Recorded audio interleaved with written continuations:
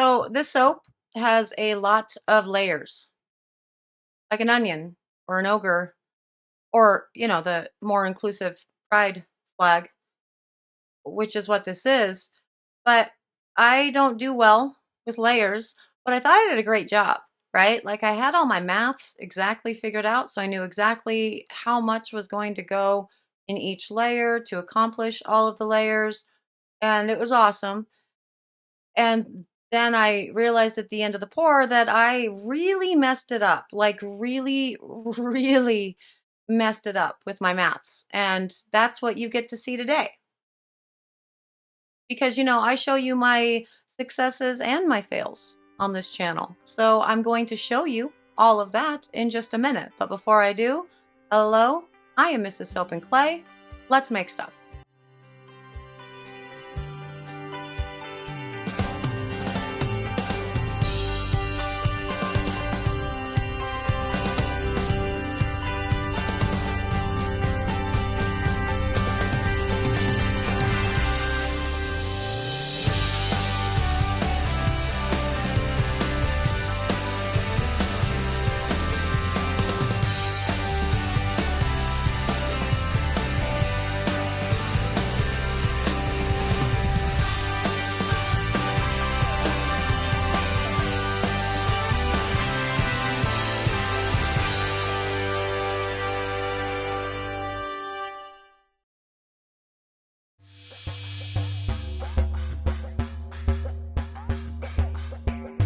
How's it going, sudsers? Welcome back to the channel. You are at Soap and Clay, where we make all the soapy things, and you are here for week 24 of year 3 and another Pride soap this week for Pride Week to celebrate June and all things awesome. I was actually tasked to make this soap by Soap and Clay Kidlet number 2 because we do select all of the soaps together for, Pride Month every year, and she had bought me a sweatshirt, which she has since taken from me. Now it's hers, that has the more inclusive, pride flag on it. And so lots more colors and layers, and she said, why don't you make this into soap this year? You can still do the 6 color, but also, do this one. And I'm like, okay, that sounds great. Let's do the thing. And I went to the drawing board and I measured everything out and did all the maths, and it was all awesome, And then I realized at the end of my lye solution that there was quite a bit of lye solution left. Problematic. So ultimately what I ended up doing was making like a soap that was like 35% Superfat. Really pretty though. So I'm gonna show you all of that. We're gonna talk about it. We're probably gonna do a lather test on it so you can see what it even does or whatnot, but we should actually get to it because it's a lot of layers, therefore it could be a really long video. So let's get to the pouring and we can go from there.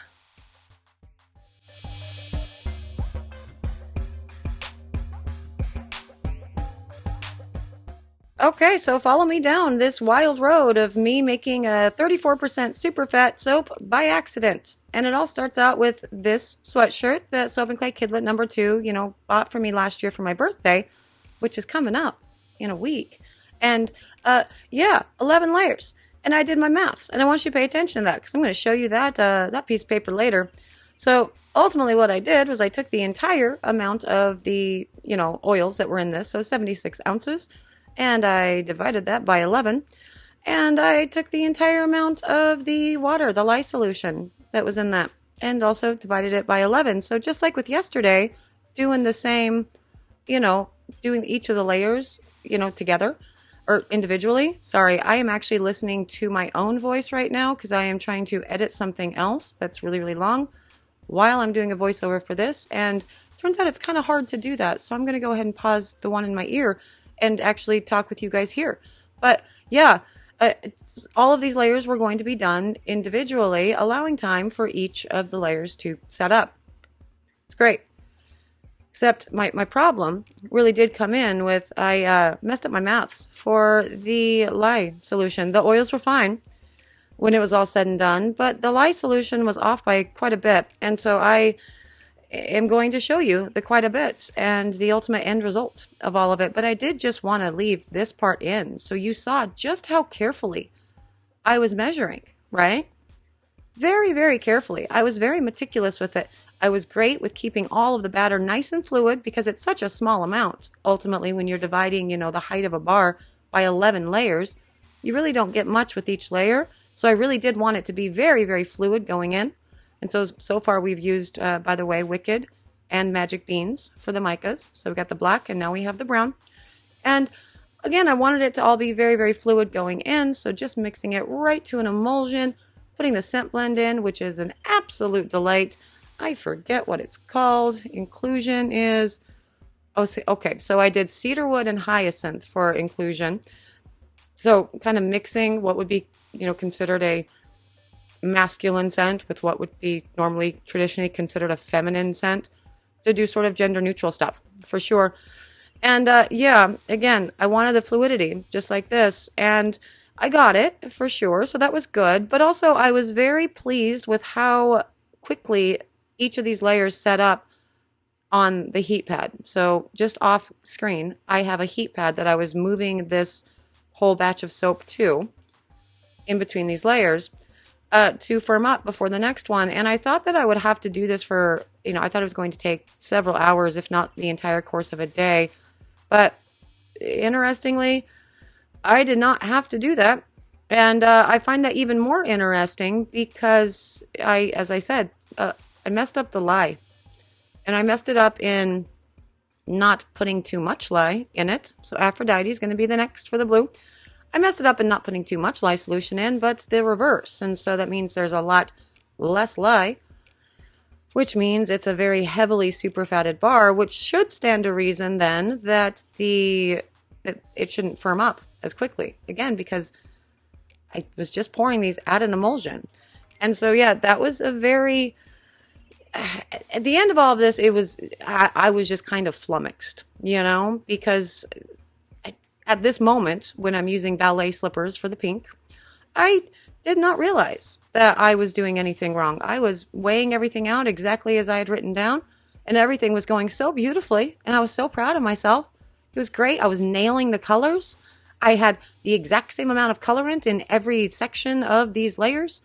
So everything was going to be beautiful and bright and perfect, the colors that needed to be represented. Snow White for the mica here. You don't need to put anything in for this, but, I figured I might as well because every other area had, a mica. But I was so proud of myself, thought I was doing such a great job, had no idea that there were any problems whatsoever with this. And it wasn't until the very end when I realized that something must have gone horribly awry. But, right now, it's all good, and I do just kind of want to show you what I was doing in between as well. So, obviously scraping down everything that I'd poured for the sidewall pour, but then really just moving it all around because it's super fluid and I can, and then you bang it down on the counter, put it on the heat pad, let it firm up a little bit. You got maybe 2 minutes before it's time to pour the next round. Like I said, this was a very delightful pour. And, I mean, of course it was, right? Because it was wrong.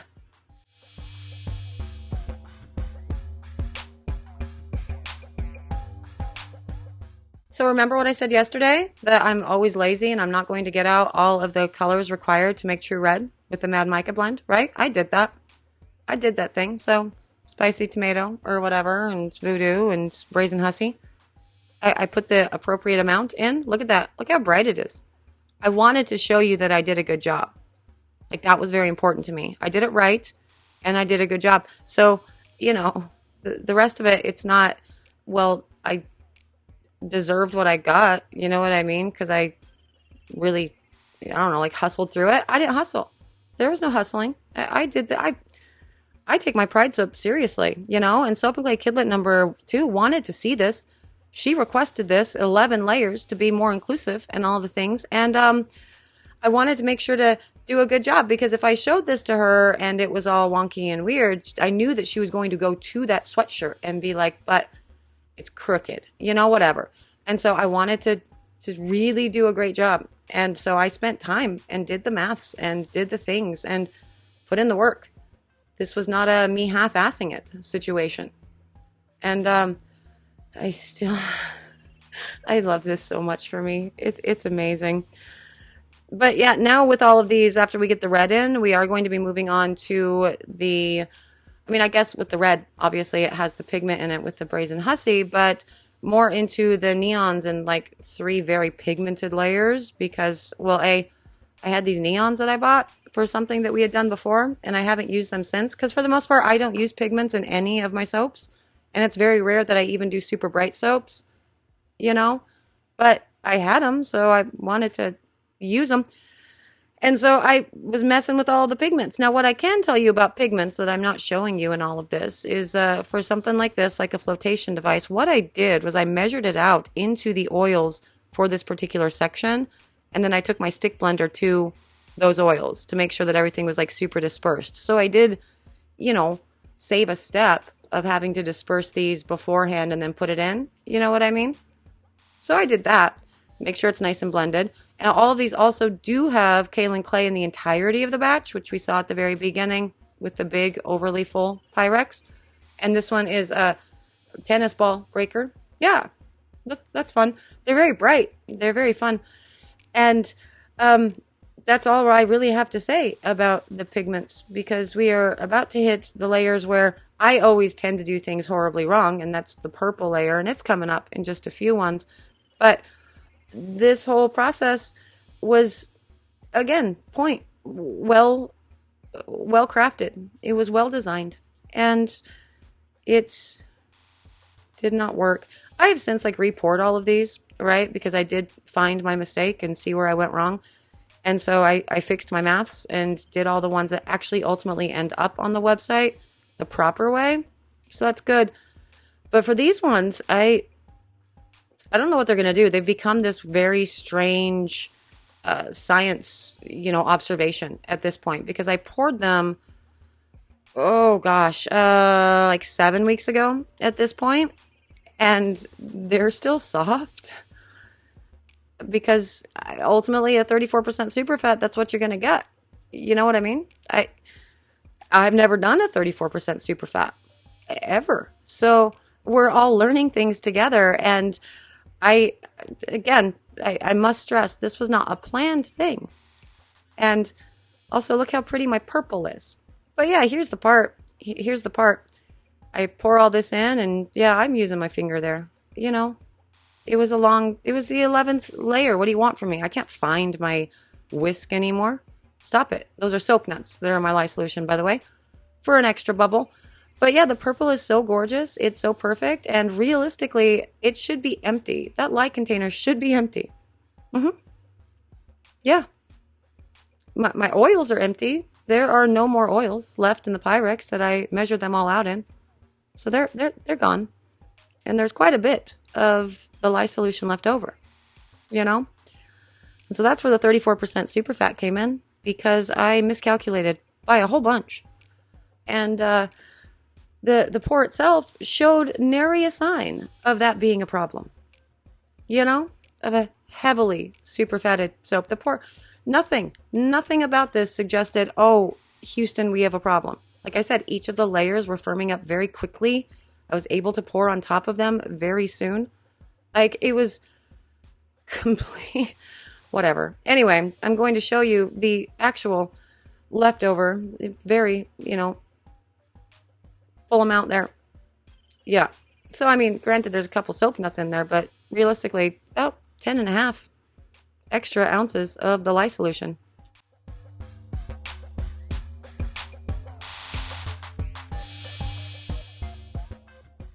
Okay, so on to the cut, and once I realized how much I had messed up, so essentially, yeah, it's not 25 ounces of the lye solution, it's 36. So that means that 1 full ounce of, lye solution was not put into each of these layers. And when you run the maths on that, it's wild. But look, it's very pretty, it's very shiny. And once I realized my mistake, I did just go ahead and leave this. I left that, and I went to go pour the rest of the, because I needed to get these things cut and curing so they would be ready for June, So I made a whole bunch more, fixed my maths, made them, cut them, whatever. I left this not cut, for 10 freaking days. 10 days. And they are, A, there was none problems whatsoever cutting into them. And 2, you can really see it as the black comes off on my hand incredibly soft. They sure are gorgeous. That is the jelliest gel I've ever seen in my life. And as I was cutting these, I started to think, I'm like, okay, well, is that like a good way to ensure a gorgeous, color with gel is to have a higher superfat? I've never thought about it before, but now that I see something with like a 34% superfat, yeah, I'm like, I think that I think that might have something to do with it, because the other soaps that we did for the channel or for the website rather, they were beautiful and bright, but not nearly as bright as this. I mean, look at those neons popping. So yeah, pro tip, what we can gain from this is that a higher superfat, I'm pretty sure, yields a brighter color after gel. You know? Also, what we can, learn from this is that this soap still bubbles. It is very weird. The thumbnail for this soap, or the thumbnail for this video, is this soap all bubbled up. So it works. It's still a soap. It's just a soft soap. 7 weeks later, I can still put my finger in it and squish it. And I don't think it's going to ever get any firmer at this point because why would it? It's lost all of its water weight. And initially, there was a big difference between the height of this soap and the height of all the soaps that I made that were right, and it was a noticeable difference. But now it's not. They're both basically the same size because the other bars that I made that are on the website, they've all lost their water weight, right? And they're hard, nice and firm, and these are not. But yeah, 34% superfat. If you ever wondered, what would happen if you did that? Well, it's still soap. It still bubbles. It never really gets hard though. So that's something. And the colors are really beautiful if you're going to run it through a gel phase. See? Lessons learned. Also, that is a gorgeous representation of the new, more inclusive Pride flag. So 10 out of 10. Soap and Clay Killer #2 loved it, just in case you were wondering about that. I mean, first up, that is a really gorgeous soap. Like the colors are so stunning. And so I don't know if it's a thing. I've never bothered like looking it up and I've also never really thought about it. But once you do think about it, it becomes pretty obvious. I do believe Superfat plays a huge part in how vibrant and beautiful the colors are after a gel.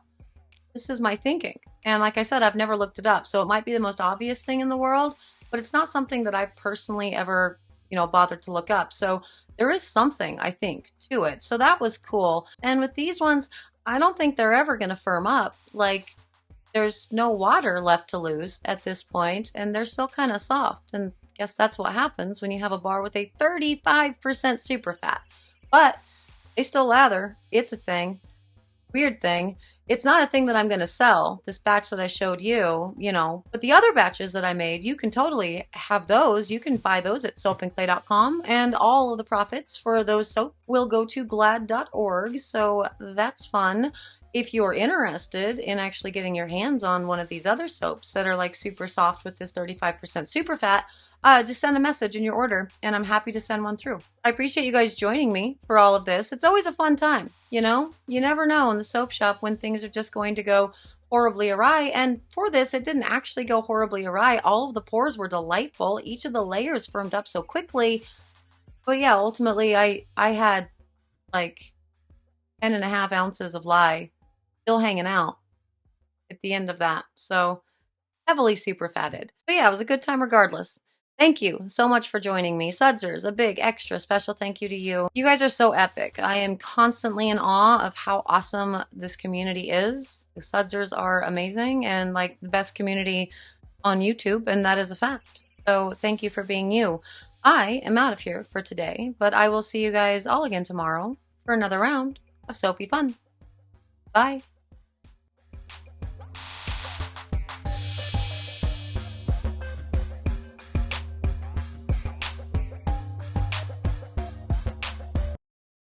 Feel blown out. It's great. Love it for me. It's awesome.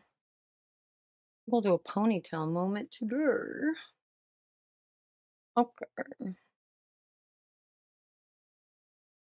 That looks so weird. I